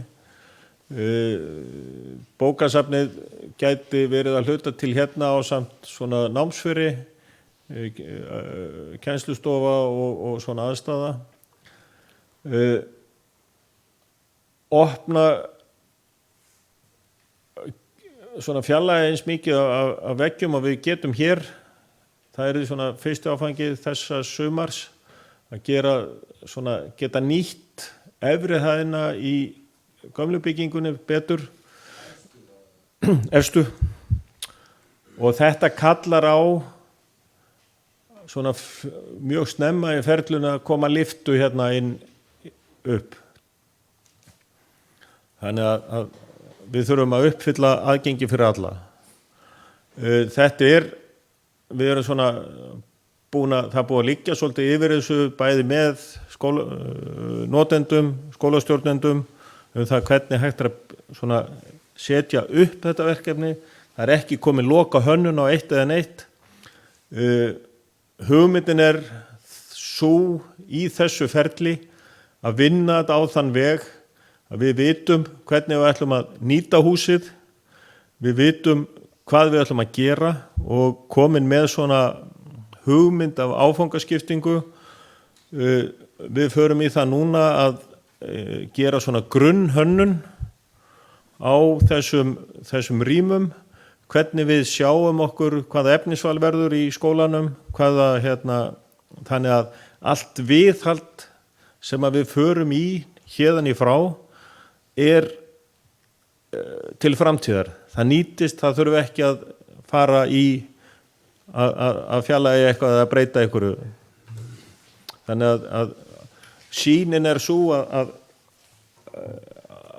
vera komið með þennan grunn hvað við ætlum að gera, hvernig við ætlum að gera það, að þá getum við farið í massíft viðhald sem að hjálpar okkur og við þurfum ekki að endur taka neitt að því að við erum komið með þessi frumdrög til að vinna með til framtíðar. Endilega spurðið ef það eitthvað hérna, þetta svona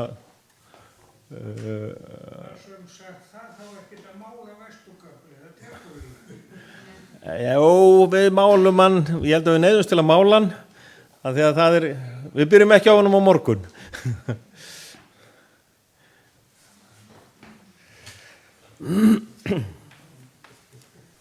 Já, þið tókuð eftir því hjá Tómasi hvað orðið flókið kom oft fyrir í hans máli og það alveg hægt að taka undir það, þetta auðvitað þrælflókið og alla þetta ætta til þess að leikmenn kannski nái utan að þetta svona á svona glærum en einhvers staðar verða menn að byrja og þið tókum kannski líka eftir því að hann talaði þarna um skrifstofuhótel og það í raun og veru bara hugmyndin að koma upp vinnuaðstöðu hérna í gamla skólastjórahúsinu þannig að fólk geti leigt sér þar aðstöðu,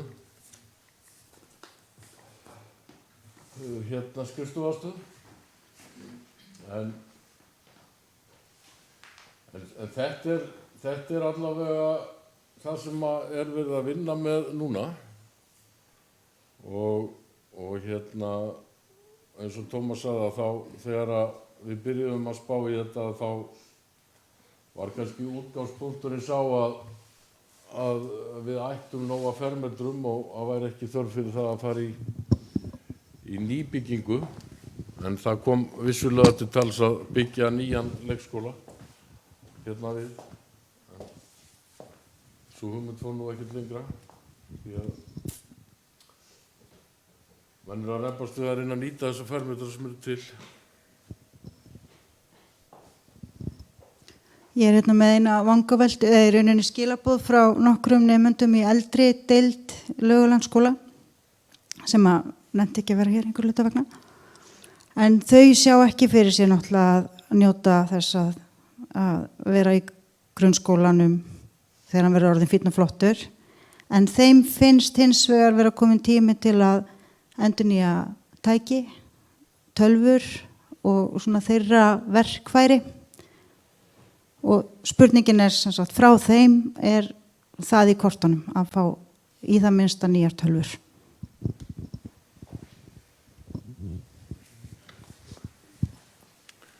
Ég held að ég geti bara svarað þessari spurningu. Það alveg klárlega í kortunum og ég man ekki betur heldur en að skólinn hafi fengið fjárveitingu bara núna ekkert fyrir löngu síðan í endurnýjun og tölvubúnaði. Þannig að það í vinnslu, já. Þau fá það. Já, Þórhalla heiti ég ennþá. Mér langaði að spyrja hérna, nú verður þetta svæði vinnusvæði kennara og niðri verður matsalur, verður hann þá, það verður þá sennilega salur sem verður til útleigu og svoleiðis. Það svona fyrsta spurningin. Hinn spurningin hvað átt að taka langan tíma, svona CA, þú veist, allir þessir áfangar?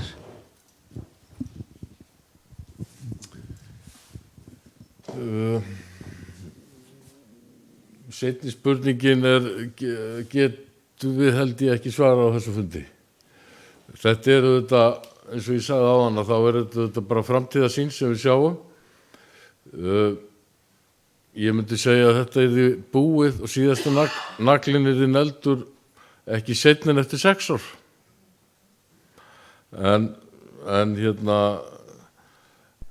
sveitarstjórnarmenn kom og fara þó ég segi þetta á þessum fundi þá ekkert þar með sagt að næsta sveitarstjórn standi við það en þetta allavega tekur drjúgan tíma og auðvitað erum við eins og náttúrulega við verið að koma fram hérna á fundinu fyrir, við erum í miklum framkvæmdum á Hellu og við þurfum auðvitað að vanda okkur við það að taki ekki mikið í fangið en við ætlum okkur allavega að gera þetta þó þetta taki einhvern tíma og nú erum við í raun og veru að bíða eftir kostnaðargreiningu á því sem við ætlum að gera í sumar vonandi liggur hún fyrir bara sem fyrst. Hinn spurningi varðandi útleguna, við höfum nú ekkert rætt það. Tómas, veist þú, hefur það eitthvað komið til? Sko, varðandi salin og þetta í raun og veru, við getum sagt, þetta svæði hérna niðri sem að yrði þá þessi matsalur, eldhúsið og hérna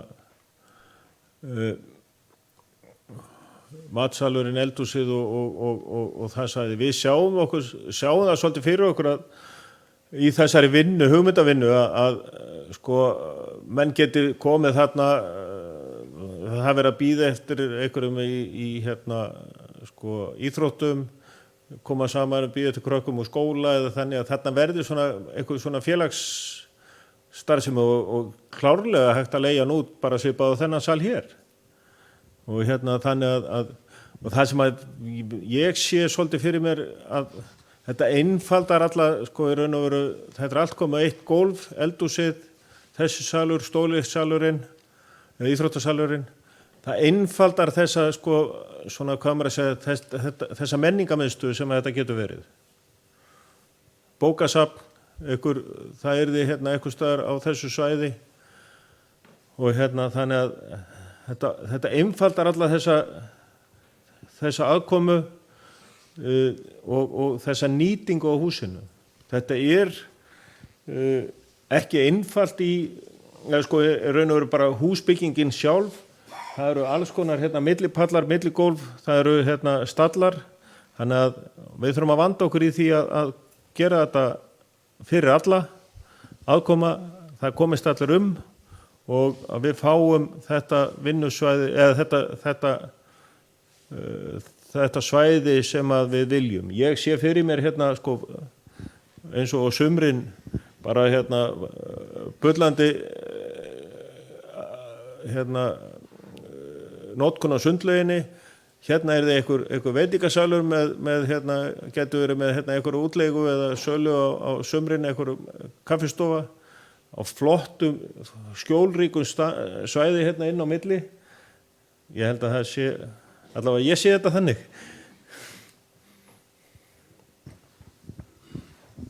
Hvernig virkar allt svona rúst á höfundarverk arkitekts í upphaf á þessu Kjarvalsstaðamóti sem skiptum Jóns og Kjarvalsstöðum út af einhverjum vendunum? Ég bara spyr svona forvitni, þetta er æði flókið. Þetta er æði flókið. Hönnurinn á þessu húsi, við erum búin að leggja mikla vinnu í að reyna að ná sambandi við hann. Hann er á lífi, hann er væntanlega á hjúkrunarheimili. Við erum búin að senda bréf, við erum búin að senda ábyrgðarpóst og við erum búin að eða hönnurinn til að þannig að við höfum gert það sem við teljum okkur geta gert til þess að fá, það búið að hringja í þau númer sem eru gefin upp í símaskrá og það hafa ekki komið neinn viðbrögð. Þannig að ég held að við höfum uppfyllt allar þær kröfur sem þarf til þess að benda, en annað í þessu, það er ekki miklar breytingar á hans hugverki nema vesturgaflinn. Ég vissi bara að það náðust þeir aldrei í að þetta þeim, þessi sem voru að smíða, þurftu náttúrulega stundum og hafa ekki því að teikna súlurnar hérna niður og rafveikin var lentur í því að smíða utan það því að það voru bílteikningum.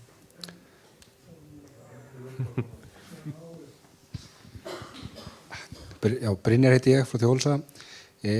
Eina sem að svona hjólastóla aðgengi í matsalinn, þú tapar því af grunnhæðinni sem er þessi hæð, sem sagt bæði fyrir leikskóla og grunnskóla. Það átti alltaf að vera í lyftu ef þetta er hjólastól. Í matsalinn? Sem verður niðri? Já, sem er undir núna verður niðri. Já, það er því... Skólinn er allir þessi hæð. Já, en það eru lyftur og við verðum að gera ráð fyrir því. Það er lögleg aðgengi.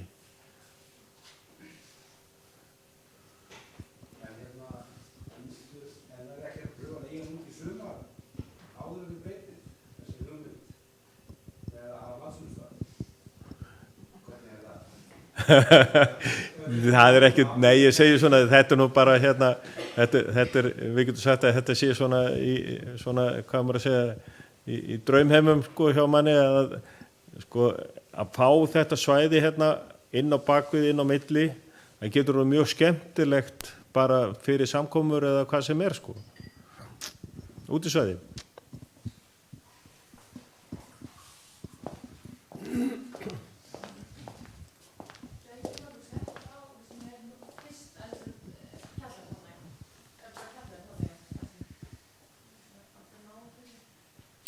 Betri teikning hérna.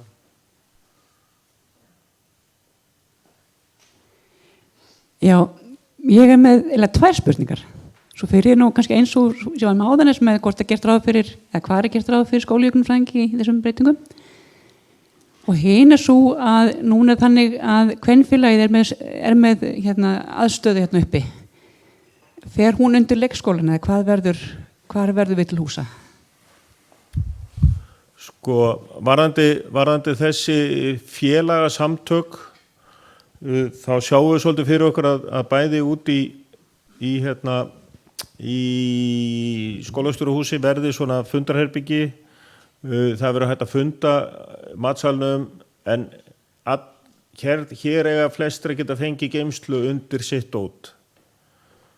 Þannig að það svona, við sjáum fyrir okkur að þessi starfsemi, kvenfélögin og annar svona félagsskapur fær sína aðstöðu, sameiginlegt fundarherbyggi sem geta nýtt og svo geymslur undir sitt dót. Hvort það hér inni, við erum að taka það aðeins inn í þetta, þetta er stóra sýnin, þetta eru svona þessi frumdrög og nú á eftir að fara í hönnun á verkefninu, að útfærsla hvar skólahjúkrunarfræðingurinn eða hvar verður aðstaða, hvernig hann deilir aðstöðu með okkur öðrum, hvernig það en þetta er svona verkefni, næstu skref, fyrstu skrefin verða þannig að við erum að ákveða efnisval, hvað verður notað, hvernig svona við sjáum að fyrir okkur skólan í framtíðinni, deilihönnum það sem að eins og nýja leikskólabygginguna, svona einfalda hönnun á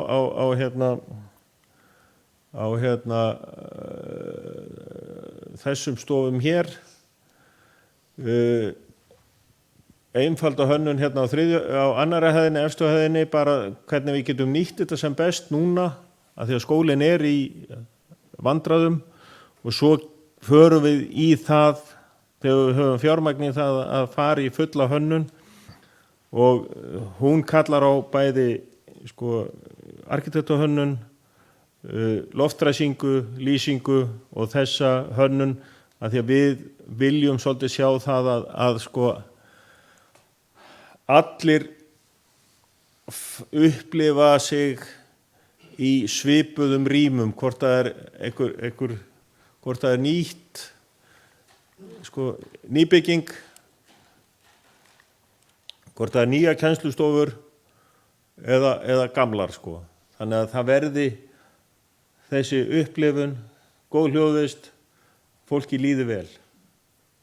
Og það alltaf þetta nemandinn og starfsmenn, þeir njóta vafans í þessari hönnun, ekki endilega hvort að það sé öll rafmagnsrör falin eða það.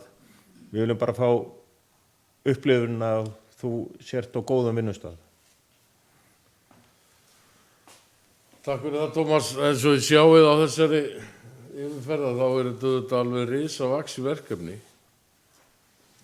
Og Ég segi ekki kannski þetta sé jafnstórt verkefni og skólahúsinu á Hellu en þetta er alveg risavaxið verkefni og hérna og eins og komin á áðan að þá verðum við að gefa okkur auðvitað tíma til þess að klára okkur af þessu en hérna þetta er allavega ákveðin framtíðarsýn sem við sjáum og hérna og við viljum auðvitað náttúrulega bara byggja undir og styrkja þessa starfsemi sem hér er og þetta er náttúrulega partur af því. Já, er ég næstur? Já, Engilbert, þetta ég hérna aftur. Ég kannski hérna, ég er nú ekkert séð þetta áður, þannig að maður er nú ennþá að melta þetta hérna bara með sjálfum sér. En ánægilegt að þið séu að horfa til þess að hérna þróa þetta húsnæði áfram til kannski betri vegar vonandi. En það er aðeins meira að því að er ekki aðkallandi þörf fyrir meira rými fyrir leikskólan. Er það ekki hérna svona fyrir sig út frá áfengum að því að það er nú ekki það hefur reynda fjölgað krökkunum hérna en þú nefndir hvað 150 en við vonum það verið ekkert hérna en við erum það allavega að vinna með 100 í dag eða ekki en er ekki fer það saman að þessi viðbygging verður hún að verða veruleika samhlið þessu sviðið eða er hægt að stækka leikskólan með því að opna þar inn og setja milliloft og hefja þar fram starfsemi svo er þetta Ásarreppur hérna niður í kjallarann líka eins og við nefndu þetta er ekki mjög stór framkvæmd er það þessar tvær hérna sviðið og Ásarrepps aðstæðan. Takk. Það sem við erum að horfa á núna að í haust verði komin leikskóli hér það sem Ásarreppurinn er. Og það er leikskóli, það er þá 3. deildin og það er í raun og veru fyrsti áfanginn og það er svona talið duga í bili bara til þess að slökkva þessa elda sem eru í dag og svo erum við bara alla daga að stúdera, sko það er aðeins flóknara með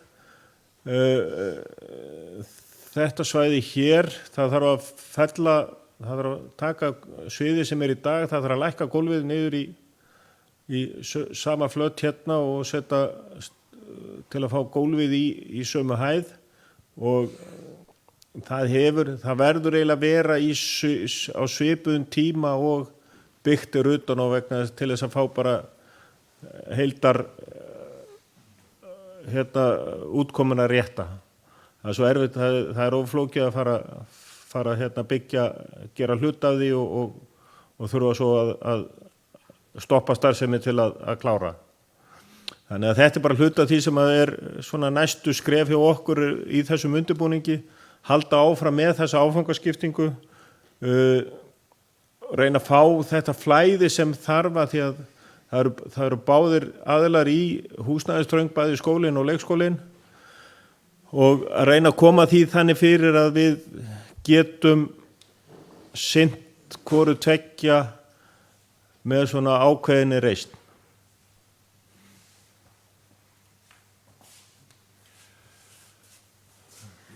Það er kannski við þetta bæta að eins og ég sá hann og þá er þetta risavaxið verkefni og það verður þetta haldnir fleiri kynningafundir eftir sem að verkefni þróast og hérna, ég meina ég ger bara ráð fyrir því.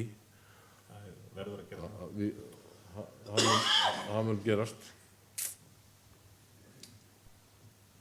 En það er kannski að bæta því við að það er sko þetta er þessi frumdrög sem við erum komið með og svo reynum við að vinna þetta með stjórnendum í sátt og samlyndi við stjórnendur bæði með framvindu og hvernig við fáum sem besta nýtinguna út úr húsinu.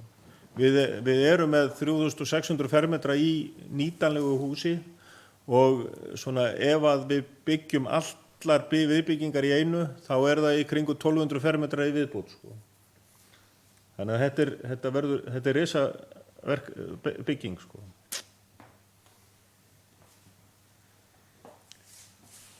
Eigum við að hérna, ef það er ekki fleiri,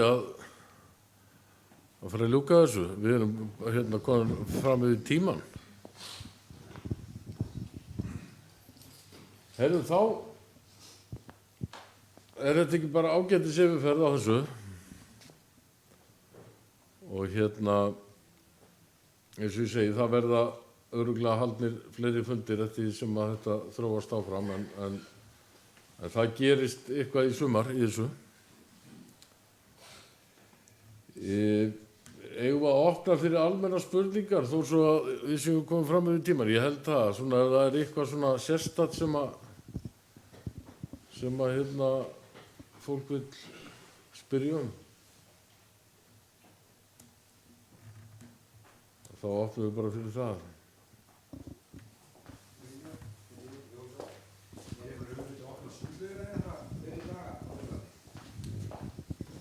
Kannski ekki að bæti við, Margrét líka Þjóðsa, er ykkur pæling með þessum hugmyndum en breytingu hér að laga sundlaugina hérna eitthvað út í svæðið eða eitthvað með því?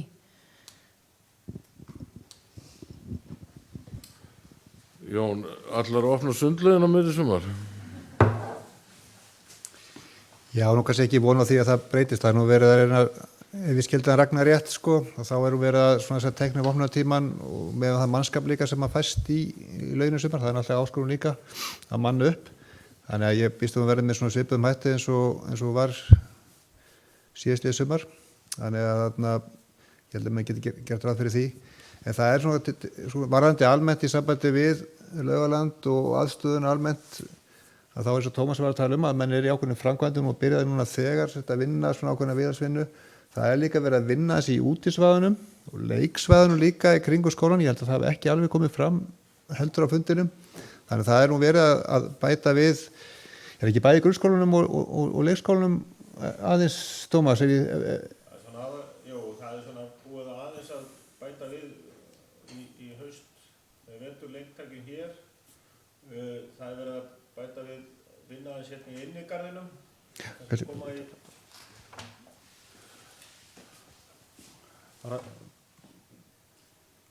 bara þessa dagana þá er verið að vinna hérna í innigarðinu. Hérna verður sett upp svona úti borðtennisborð og svona fótboltaspil. Það er nýr kastali hérna sem að kemur inn á þetta svæði í sumar, verður tilbúin þegar skóli byrjar í haust. Þannig að það eru hérna ákveðið í gangi núna. Við reynum að svona gera það sem við getum. Erum líka aðeins að vinna í þessari lóð hérna og svo verður tekið svona þetta sumar snirtingar. Ég held að við treystum okkur ekki í mikla framkvæmdir það var ekki gert ráð fyrir miklu framkvæmdum í Sundlaugagarðinum. Ekki í bili. Við höfum nóg með skólahúsnæðið og leikskólana að koma því í hérna það horf. Það er kannski annað sem að maður þurfa kannski að hafa í huga við svona verkefni. Það er ekki mikið framboð af iðnaðarmönnum á svæðinu. Þetta er allt mjög erfitt. Þetta er svona svolítið flókið mál fyrir skóla og til að viðhalda svona stofnunum. Þetta er á þeim tíma sem að allir vilja framkvæma og þannig að við eigum svolítið, það er svona takmarkaður auður að fá verktaka í vinnu. Því miður. Það er ekki skortur að vinna fyrir svoleiðis fólk.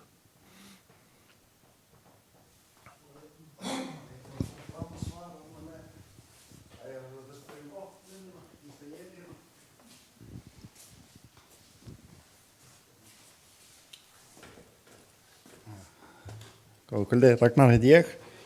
Það er íbúi og forstöðumaður íþróttamannvirkja. Að ég var að spyrja opnunina á Laugalandi þá ætlum við að stefna yfir það að þeir sem hafa verið hjá mér í vetur, þau verða ekki næsta haust. Þannig að við ætlum að reyna aftur það sem við gerum síðast haust, að reyna að finna fólk þannig að við getum opnað hann klukkan 3 í staðan fyrir 4:30. Til þess að koma móts við eins og til dæmis ef þú sækir þá leikskólan þá getur þú farið í sund áður en þú ferð af svæðinu. að því að reynslan svo að þegar þú ert farin af svæðinu þá kemur þú sjaldan tilbaka. Þannig við erum að stefna á það í haust ef við finnum mannskap í það sem getur, þannig að við getum þá fært opnunartíma nær þannig að myndi henta fleirum að því 3:30 og við sækir batinn 3:30 þá ertu ekki að koma hinga 4:30 til að fara í sund. Þannig að við munum reyna allt sem við getum til að finna fólks til þess að geta opna fyrir og líka þá að aðstoða við húsi að því það oft þegar við erum með ennþá opið þá ekki beint krakkarnir á æfingum hérna heldur þetta mömmukörfuboltinn og það sem í gangi og það frekar þjálfararnir sem með yngri börnum sem geta þurft aðstoð frá starfsmönnum sundlaugarinnar eða íþróttamiðstöðvar á æfingum ef eitthvað gerist og svo framvegis. Þannig að ég allavega mjög vel meðvitaður það að reyna að færa opnunartíman opna fyrir og jafnvel þá bara loka fyrir á móti eitthvað. Það breytir ekki alveg öllu sko.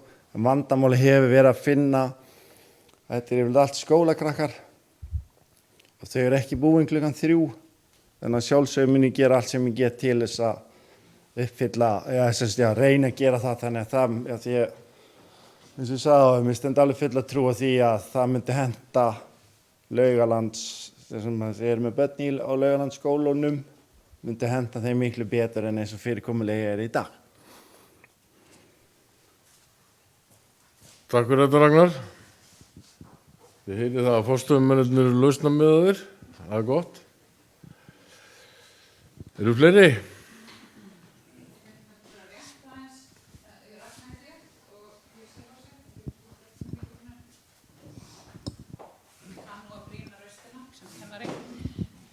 Nei, mér langar bara að hrósa sveitarfélaginu fyrir að standa þessu, það auðvitað löngu tímabært.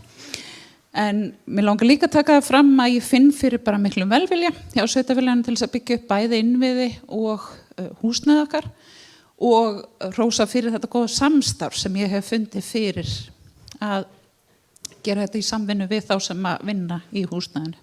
Þannig ég ætla bara rétt að henda því inn í lokin. Takk fyrir það var bara ánægilegt að heyra.